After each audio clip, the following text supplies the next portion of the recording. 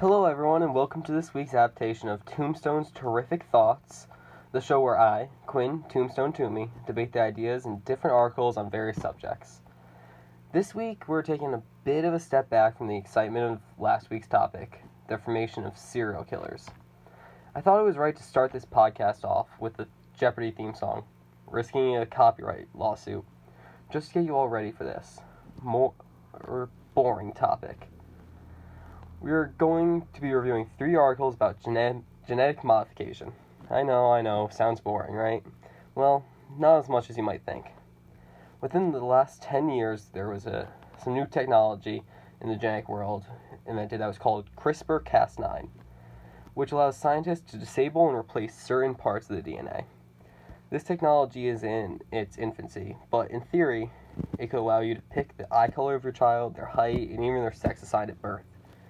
The 3 articles we'll be talking about this week cover the different parts of the genetic editing world fairly well. One's about the genetic modification of animals, one about the genetic modification of humans, and the other is about genetically modified future. So what do you say? Stick with me for a few more minutes and you'll learn something, as well as give me some extra revenue from ads. Alright, here we go. The first article we got here is titled Using CRISPR-Cas9 Technology to Eliminate Cattle Pregnancy Loss by Kay Ledbetter. And as always, I will try to remember to post the links to these articles in the description of the video. You guys can read the whole article if you'd like, but essentially, Ledbetter is explaining a scientific study on cows where scientists are using CRISPR-Cas9 to try and find a way to lower the child mortality rate of cows.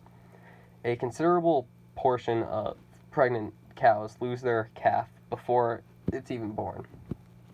If scientists are able to increase the number of cow pregnancies that result in a live cow, this would incredibly boost the economy.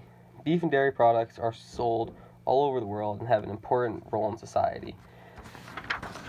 An increase in the number of cows would mean an increase in beef and dairy supply, while the demand stays relatively constant. For any of you that don't have any knowledge of economics, this higher supply and lower demand would result in a lower cost of dairy and beef products. The less money that people spend on beef and dairy products, the more money they spend in other markets. This will help the economy as a whole. Now, I know what you're thinking. It sounds great. You're thinking that you'd like to spend less money on these products. In theory, yes, it is great, but scientists aren't going about this in the best way. Using CRISPR-Cas9, they are randomly going around and altering random genes until they find something that increases successful pregnancies in cows. This could lead to birth defects for the cows, which is not moral, in my opinion, and might not lead to anything at all. There's a potential that thousands of dollars and lots of time is being wasted on something that is not possible. This means that despite the greatness that could ensue based on the study, nothing could also result from it. The second article we have here today is called Chinese Researcher Claims First Gene-Edited Babies. This article was written by Marilyn Marchion of the Associated Press. This one is all about how Chinese doctor He Jiankui reportedly produced an HIV-resistant baby.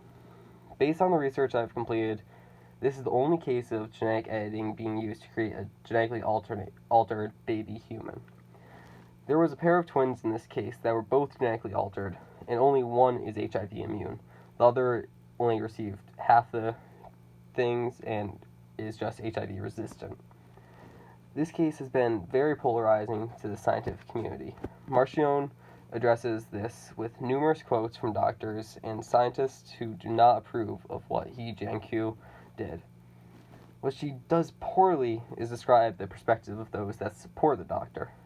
The main person she quotes that is in support of this case is Dr. Jiankui himself.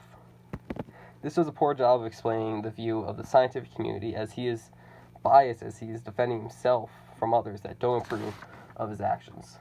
The article generally is good and explains the story very well.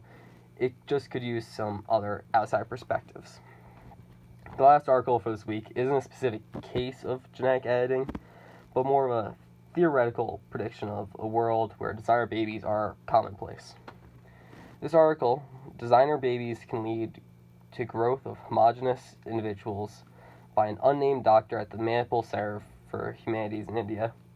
Focuses on future India, but the ideas of this article can be applied to the rest of the world too. One of the big ideas that the doctor brought up is the natural balance of males and females. The split of females to males in this world is almost 50-50, even though I've heard many times before there's 51% females, but it's basically 50-50. But that all could change. In China, when there was the law preventing multiple children, there was an imbalance in the birth rate, meaning more males were born than females. This really showed that in certain cultures, one sex is preferred over the other. This could result in the natural balance of the human race, which could be altered and which could be a detriment to society. My biggest problem with this article is that it focuses on the downsides of designer babies. I understand this is from an ethical perspective completely. Some people make decisions based solely on the negative side effects. Even knowing that, I believe that when publishing an article for everyone to read, you have to accommodate all readers. Designer babies could increase the life expectancy, strength, and intelligence of all humanity. This could improve every part of society if everything was done correctly. And now a word from our sponsor, State Farm. No matter what insurance you need, like a good neighbor, State Farm is there. Alright everyone, we made it. I hope you enjoyed this week's edition of Tombstone's Terrific Thoughts. And hopefully you learned something. Designer babies, while they will never impact you, seeing as you're listening to this, and it's quite likely that if you're listening to this, you've already been born. But anyways, designer babies could be the future, whether it be your child, grandchild, or your great-great-great-great-grandchild. This technology could be your bloodline's future. Plus, who doesn't like talking about a little science fiction in real life? Next week we're going to pick up the pace with some articles about horse racing. As always, please tell me what you think about the episode in the comment section. I will talk to you guys again soon. Take care, Polar Bear.